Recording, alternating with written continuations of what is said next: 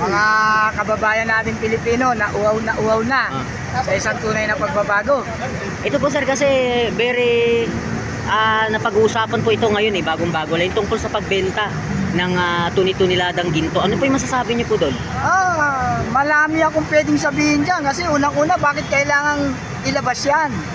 Hindi po yan pag-aari ninyo, pag-aari po yan ng mamamayan. Pangalawa, hindi dapat inilalabas yan dahil yan ang ating pinangahawakan para isa sa assurance na may katatagan ng ating ekonomiya. Kapag nawalan tayo ng gold reserve, wala na magtitiwala sa atin dahil ibig sabihin, bangkarote tayo. Kaya dapat hindi nila sinasamantalang ilabas yan o kunin yan.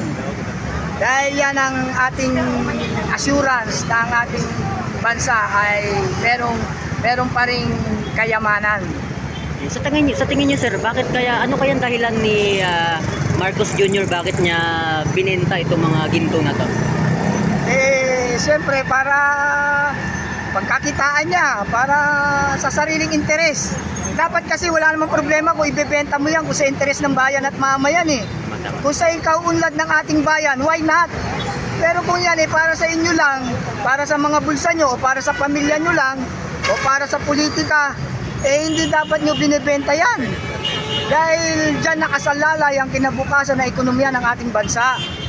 That is our gold reserve. Dahil lahat ng bansa merong tinatawag na gold reserve. Hindi dapat mawala yan. Ngayon, kung tayo mawawala o mababawasan yan, humihina ng pahina ang ating bansa. Nothing, useless yan. Dapat hindi talaga binibenta yan. Dapat yan, nakareserba lang yan para sa pagpapaunlad ng ating bansa at mamamayan. Gamitin para sa bansa, para sa mga mamamayang mahihirap.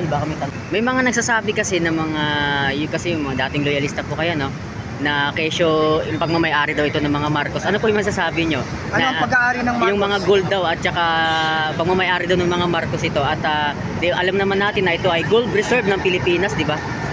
Yung ama na nga mismo ang nagsabi nung nabubuhay pa si Apo Marcos. Siya mismo ang nagsasabi na yung yaman nila ay para sa mga mamayang mahihirap na Pilipino at para sa ating bansa. That is called universal wealth. Hindi dapat yan yaman nyo lang. Yaman ng buong Pilipinas yan. Hindi yan inyong pag-aari. Pag-aari yan ng mga mamayang Pilipino. Siya mismo nagsabi, si Apo Marcos mismo nagsabi na yung mga yaman nila ay para sa pagpapaunlad ng ating bansa at mamamayan. Hindi yan dapat pansarili, pangbayan yan. Kaya hindi dapat pinakikilamanan yan. Okay, lalo na gold reserve po yun Oo, gold reserve yan Diyan mo makikita na ang isang bansang malaya ay mayroong reserbadong ginto. Yan yung assurance natin na meron tayong katatagan sa ekonomiya natin. Kapag yan naubos, nawala, ano pang ng bansa natin? Ano pa pinangahawakan natin? Ayan, sir, di ba ito po yung unang pagkakataon na nakisama kayo sa Friday group dito sa EDSA Shrine? Dito sa Friday? Apo. Actually, kahit wala ako dito, ang puso at aking isipan ay para sa bayan at mamamayan. Actually, itong nangyayari sa ating bansa, hindi ito usapin ng politika dapat Usapin ito ng mga mamamayang mahihirap na Pilipino. Yan ay pangkalahatang usapin. Hindi yan for political issue. Kumbaga This is dito po kayo issue para of nation and makiisa. country, peoples. Kaya nga po. At, Kaya ako naikisa dito dahil nakikita ko naman talaga na walang tunay na pagbabago sa pamamahala ngayon. Unang-una, sa peace and order. Where is our peace and order in this time? Nasaan? Wala na tayong peace and order. Nakakatakot na ngayon, gumala ng gabi. Wala na tayong security, wala na tayong assurance na magiging payapa tayo sa ating pag-uwi. Dahil bumalik na naman ang mga kulukutoy sa kalsada, sa lansangan. Marami na namang mga naglipa ng mga ngayon nga bawat bukas mo ng Facebook mo may mga nawawala. Bata, matanda, lalaki, babae, lola, lolo, nawawala. Ano ibig sabihin yan? Wala na tayong peace and order.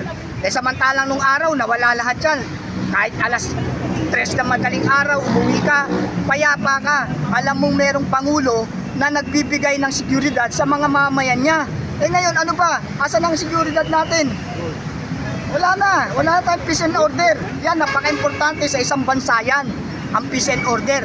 Dahil hindi magkakaroon ng tunay na kaunlaran kung magulo ang isang bansa.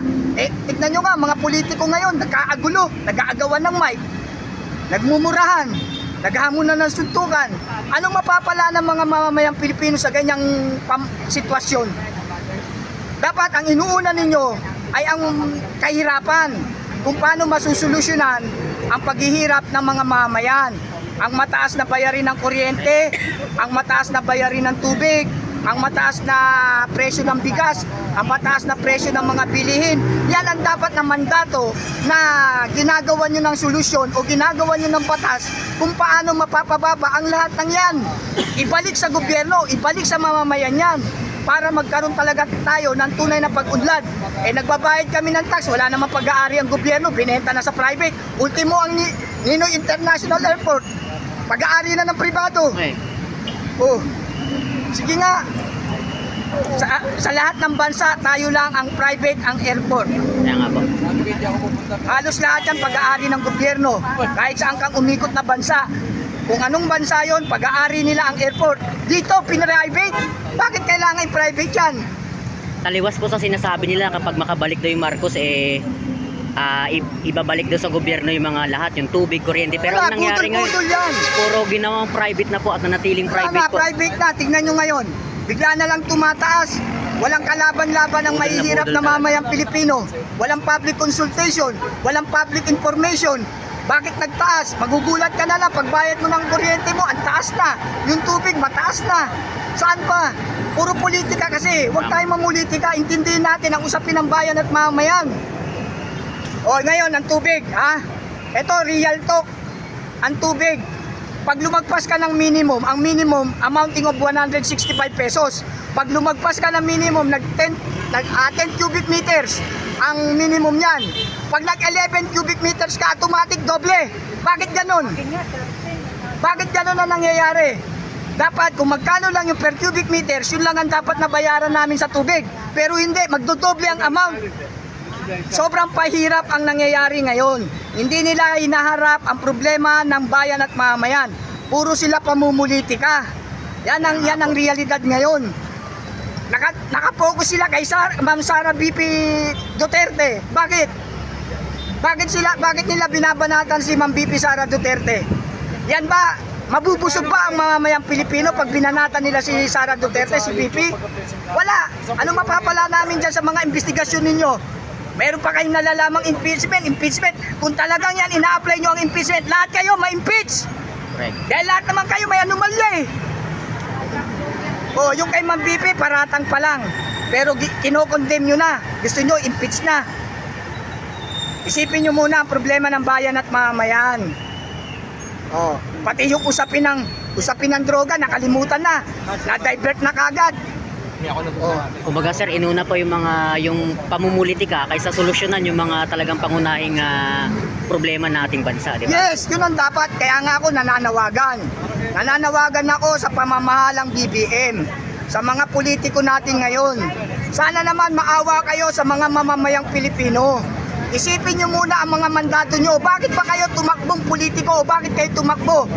Ano ba mandato ng politiko o anong mandato ng congressman? Anong mandato ng senador? Anong mandato ng presidente? Unahin nyo muna ang problema ng bayan at mamamayan. Yang politika, saka na yan. Malayo pa 2028 para mamulitika kayo. Solusyonan nyo muna ang kahirapan.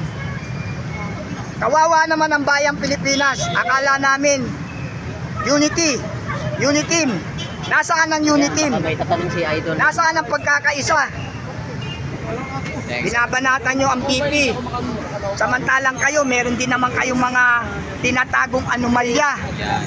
Tama. Sige nga, ano sabi sa Biblia? Kung sino ang walang bayad dungi sa inyo, walang bayad na kasalanan, kayo ang unang bumato. Oh. Sir, maraming salamat po. Maawa kayo sa bansang Pilipinas.